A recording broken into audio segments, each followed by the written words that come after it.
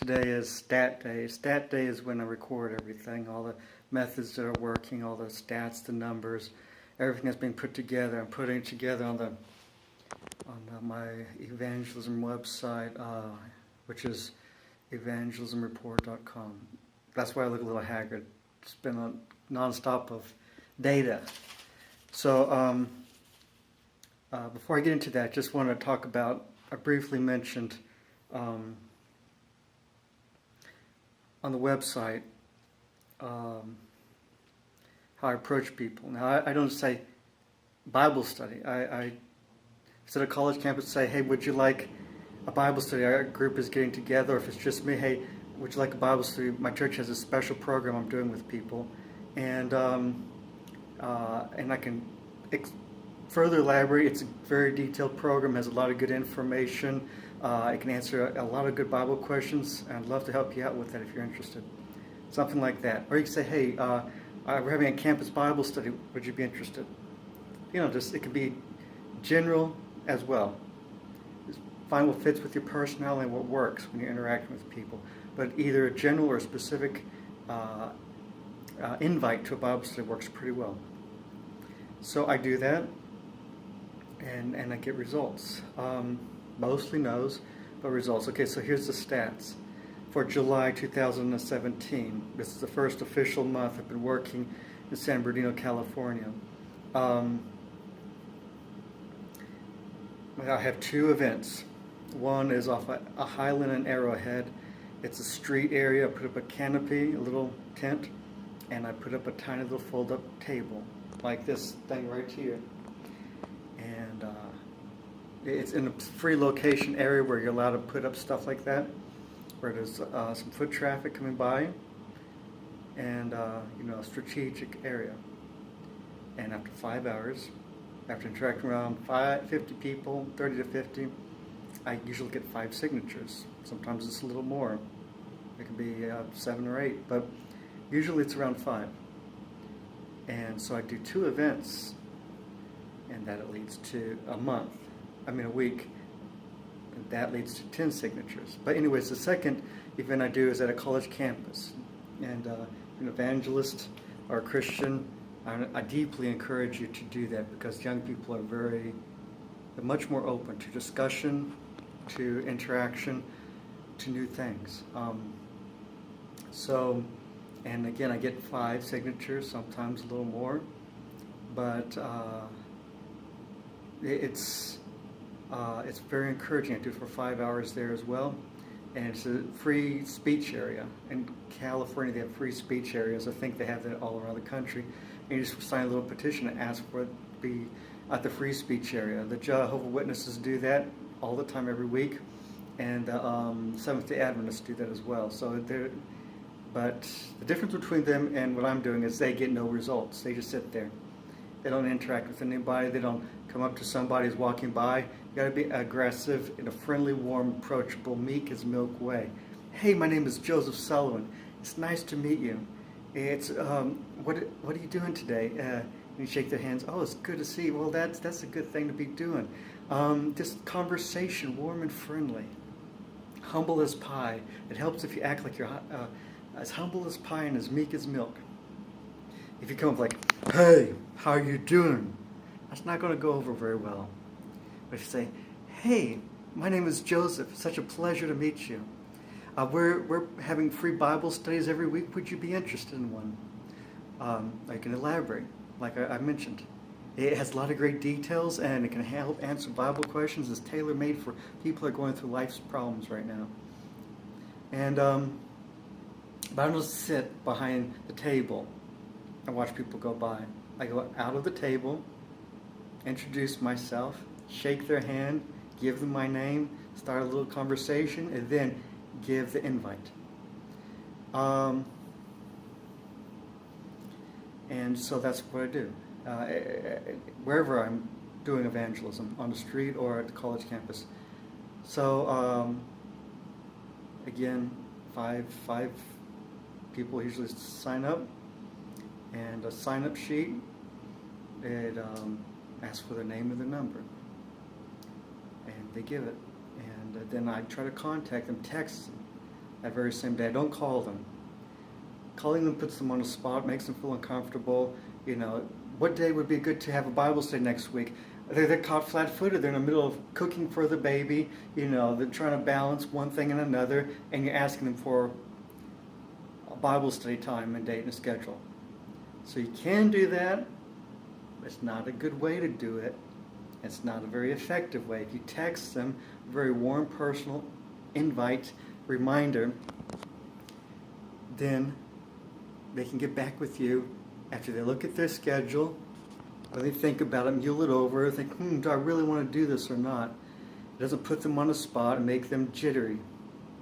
People get very skittish. And when it comes to committing to things, when they don't have a strong bond. But when you make a rapport with somebody, then you text them a personal invite, mentioning your church name to give it authority, but a personal note to give it warmth. And you say to them, I really appreciate your interest in spiritual things. Let them know that you are coming from a good place, and a compliment never hurts if it's sincere. And I would also recommend, when you have them sign a sheet, to have optional thing, time and day for next week.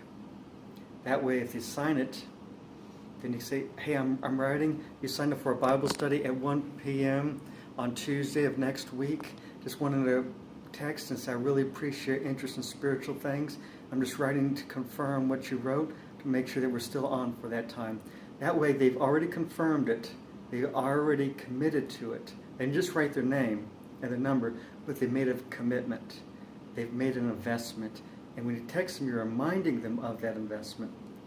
And also when you text them, if you talked about something personal or prayed with them about some struggles they're going through, or you noticed something that they noticed that kind of made you all have a little bond or something, write that in the text. Make it personal. Make it something that is communicative, that implies you remember them, you shared something with them, and that's how it's done. Same day, so it's a good reminder. And okay, I'm getting off track here. Sorry. So statistics, July statistics. The rest of this info can be found on the website. Evangelismreport.com has how to contact people and everything. Okay.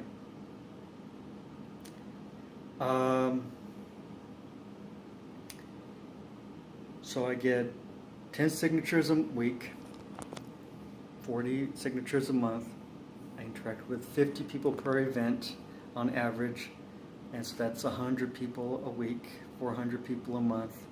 And out of that, this month in July, this is the first official month, I got 7 people who responded to my invite and actually follow through. People will respond to an invite and then leave you hanging and not follow through. That's why it's always good to text them the day of and ask, hey, are we still on for our such and such a place for such and such a Bible study? It's good to have a place where you met them nearby, like Starbucks or something, to some public place. That way you don't do it at their place alone, but you can do it in a public location with others. But anyways, people who actually follow through were 7 people. Actually 6, but one of the ladies has a boyfriend, and they have 2 babies. And he's coming to church, and he's having Bible studies. He's been having two Bible studies so far, as well as she has. Another guy, college student, has, we talked about the plan of salvation. He wanted to be baptized, but by his church. I think it's the Seventh-day Adventists, and they don't believe in that. But he wants to keep studying, so we'll see if he wants to do that tomorrow. I'll text him, say, hey, are we still on? And a lady studied with her six times around, and first time initial study, she wanted to be baptized. She had her sins washed away. She's been coming to church on Sunday mornings. She's not fully grounded yet, but she's getting there, and hopefully she'll come more regularly. Hopefully she'll keep in the faith. But She's saved. She's studying. She's loving the studies. She's participating in Bible class. She wants to do evangelism. And she helped me pass out Bibles. So that's the stats for this month. And again, you don't need to pass out Bibles to get people to sign up for a Bible study. You don't need a ton of material, a ton of stuff to pass out.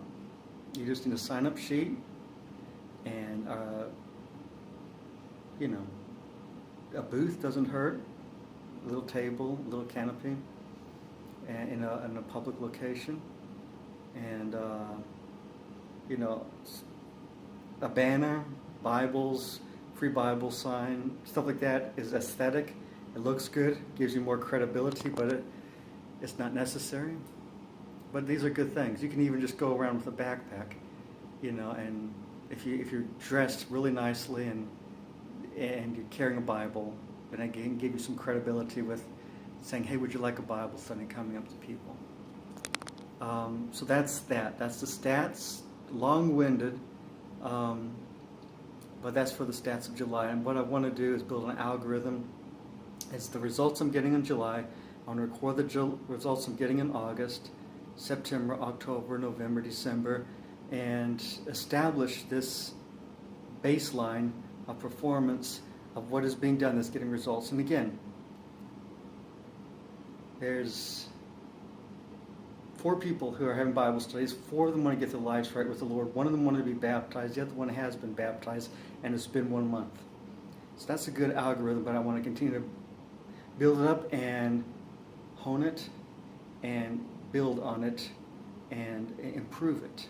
But the statistical baseline, that's what I'm trying to do right now. And again, you can find everything at evangelismreport.com. And I got other material resources if you want to look at other avenues as well at churchofchristevangelism.com.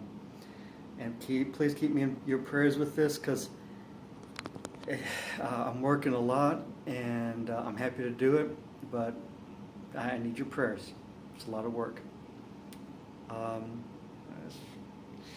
The Bible study content, if you want to know what I use, evangelismreport.com, go to the material page, and you can see the 3-card